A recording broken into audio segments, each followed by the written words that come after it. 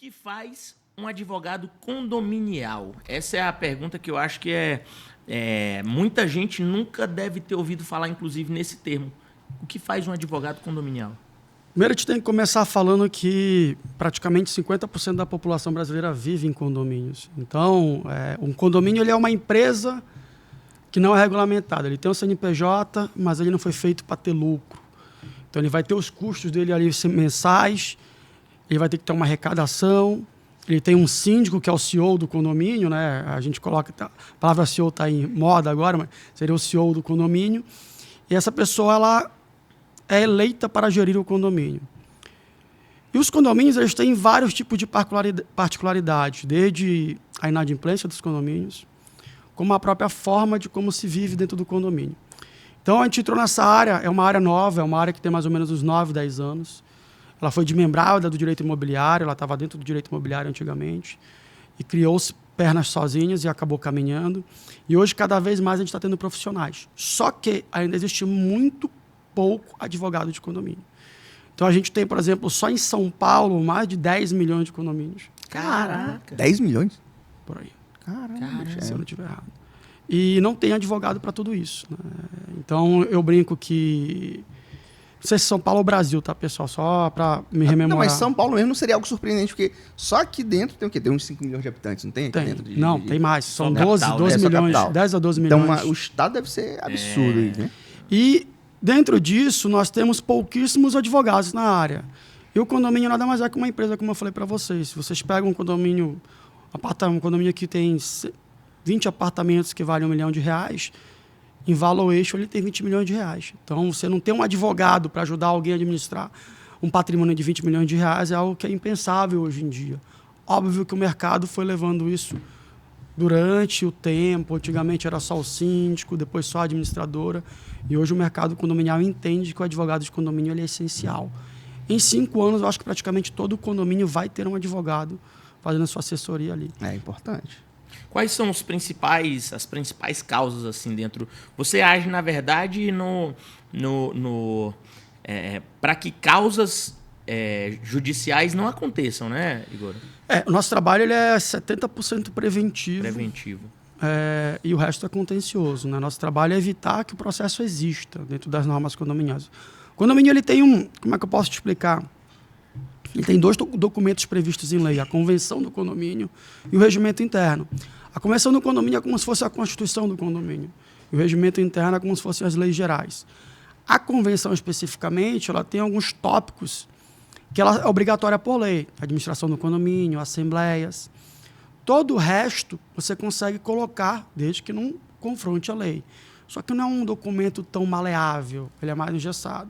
Mas, por exemplo, um dos pontos que tem que ser colocados em convenção, conforme o próprio STJ hoje em dia está indo nesse encaminhamento, é o Airbnb, a locação de temporada por aplicativos. Então, já existem decisões no STJ que falam que para o condomínio proibir ou liberar a locação por aplicativos tipo Airbnb, tem que ser feito gravado na convenção. Qual é a dificuldade disso? A convenção de condomínio ela só pode ser alterada se ela possui 2/3 dos condôminos assinando. Ou seja, é uma massa muito grande para fazer alteração no condomínio. E normalmente isso acontece quando está tendo algum atrito. Não necessariamente, seria mais um caso de regimento, mas o Airbnb ele veio para fazer algumas pautas específicas. A gente está vendo o caso de Barcelona agora, que está querendo proibir o Airbnb, alguns países e algumas cidades onde o aluguel por temporada realmente ficou predatório. Não é o caso ainda do Brasil. No caso do Brasil é porque a gente não tem uma regulamentação para isso. Então, se a gente não tem uma regulamentação, fica no vago da jurisprudência.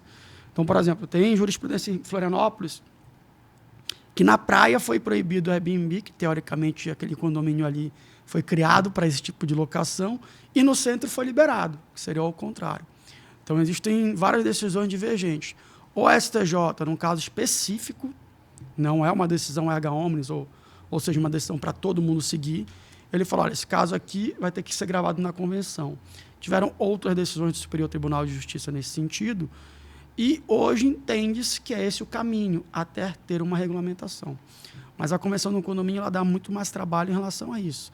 Airbnb, quantas procurações pode ter cada condômino, porque muitas vezes tem um investidor, ou algum morador que tem 50 procurações, ele acaba determinando como é que vai ser a vida condominial de todo mundo. Então, a convenção ela pode limitar. Olha, aqui pode ter quantas procurações quiserem, aqui pode ter no máximo 5. Aqui o síndico não pode ter, o conselho não pode ter, a administradora não pode ter. Então, ela consegue gerir como é que vai ser feita a administração, como é que vai ser o ritmo da Assembleia. E ela traz também algumas novidades. Por exemplo, em 2022, a gente teve a figura da Assembleia Permanente. Antigamente, existem alguns quóruns específicos na área condominial para você poder fazer algo. Por exemplo, uma alteração de área comum.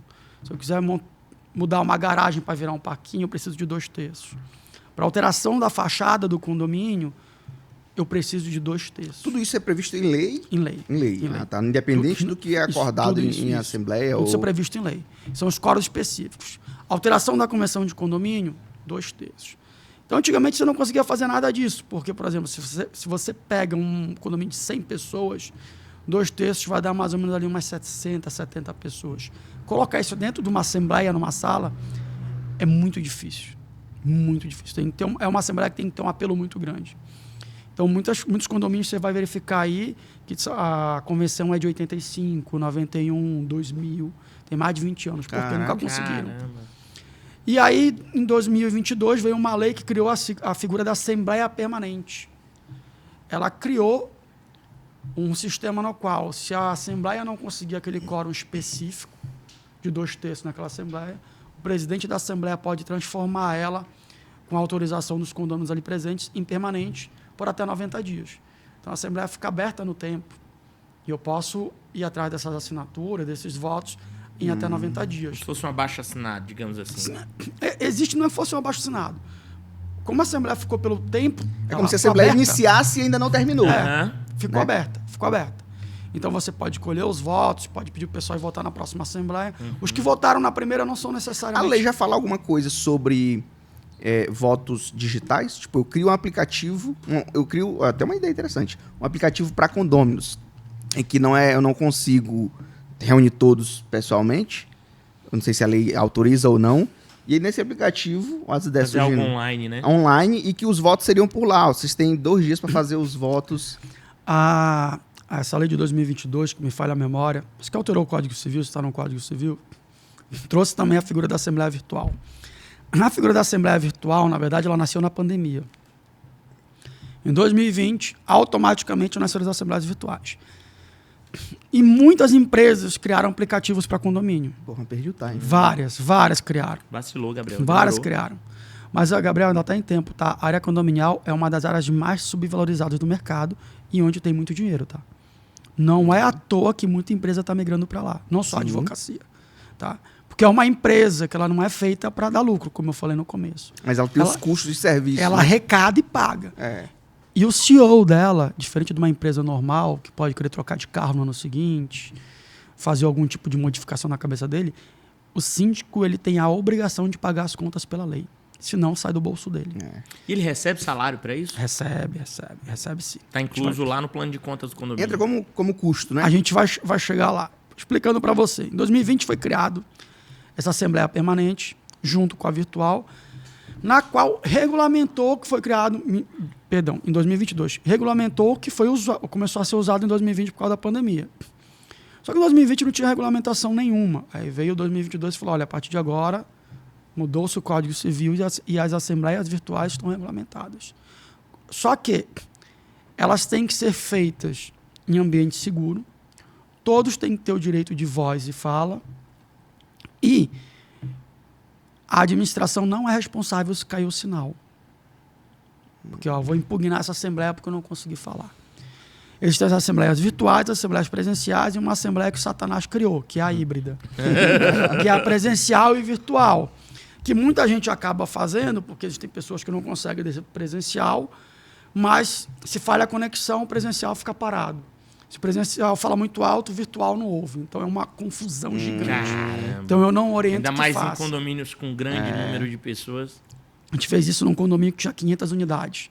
Condomínio de 500 unidades e tem mais ou menos ali umas 3 a 4 mil pessoas. Uma assembleia que dá 100 a 150 pessoas na assembleia. Você imagina. 70 no presencial, o resto no virtual. E tem espaço para fazer isso? Tem. Os condomínios eles têm salões de festas grandes. Eles têm grandes unidades.